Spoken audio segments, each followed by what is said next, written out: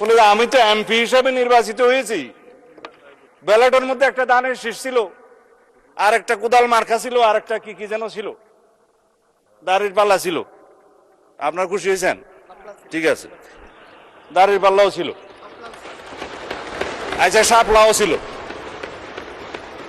না? ওনার আসনে শাপলা দাঁড়ায় নাই, ওনার আসনে শাপলা কুলি দাঁড়ায় নাই, ঢাকা 17-তে ছিল না, সেজন্য উনি না ওনার আসনে দাঁড়ায় না, ঢাকা 17-তে দাঁড়ায়। আপনাদের একজন ডাক্তার সাহেব দাঁড়াইছিল এবং ওনার পরিচয় দিছে যে আমি তারেক রহমানের বিরুদ্ধে ইলেকশন করতেছি, জানো না? বলছি তো উনি বললেন যে ব্যালেটে তো এখানে সংবিধান সংস্কার পরিষদের সদস্য হিসেবে আলাদা কোনো ব্যালেট ছিল না। ব্যালেট ছিল না ভাইস, ব্যালেট ছিল না। বলে যে এখানে এমপি নির্বাচিত হওয়ার জন্য কনস্টিটিউশনাল ম্যান্ডেট হিসেবে নির্বাচন কমিশন সংসদ সদস্যদের নির্বাচনে একটা ব্যালেট দিয়েছে, সেখানে আমরা সিলটিল দিয়েছি।